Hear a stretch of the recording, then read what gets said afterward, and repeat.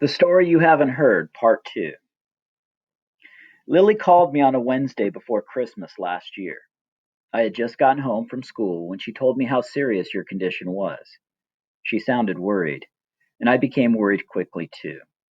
Just a few minutes before, you had been on my mind as I stood in front of the classroom. Before me, kids in elf and Santa hats sat on the rug and watched me open the multicolored art portfolio for the 21st time.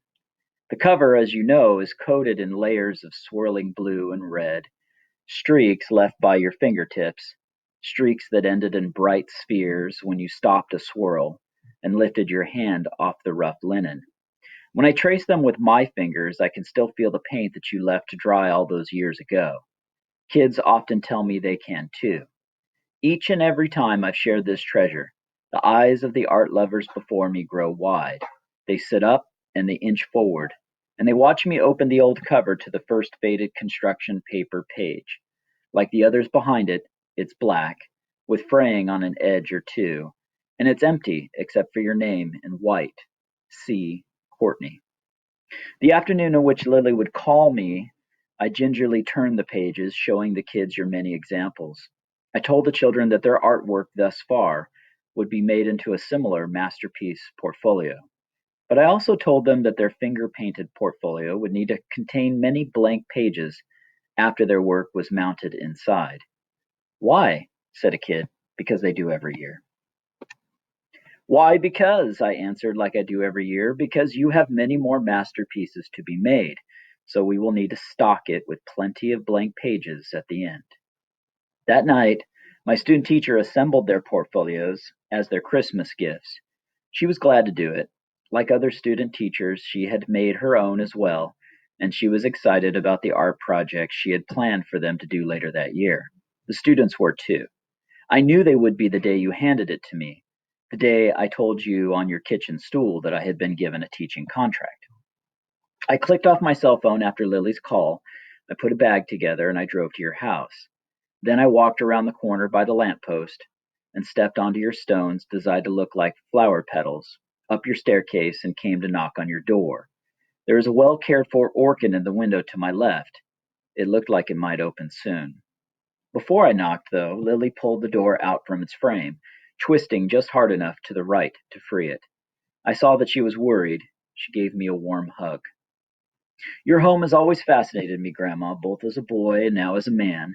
When I was a child, I wondered about the wooden dividers that you keep behind the sofa, the trifold one with ovals in them. It made no sense to me because someone could simply look through the holes like I did with my Swiss cheese sometimes. I figured then it was flawed, and this must be why you kept it behind the sofa. I loved the lizards in your yard, the ones that looked like I had in mine, except they didn't have a blue belly. They had light brown lines along their sides, and they seemed far more quick and agile. I do not think a plant ever fascinated me as a boy except when I was in your garden. I even remember Dad taking me hiking once up Blue Mountain, pointing out the various sages and shrubs. I simply chased the lizards, ignoring half an ecosystem. But your garden was different, and there were times I thought to sit and watch the lizards instead of catching them. There, it was as if you had arranged the rocks around the plants, around the lizards. There I'd see a budding green tomato on a delicate lime-colored stem, in between the hose and the faucet, and I'd wonder, how in the world did it get there? How did it not get trampled on when you were hunting for lizards? And I never understood why there was a huge seed in a bowl with toothpicks sticking in its sides until one day after washing dishes there, I saw that the seed had cracked.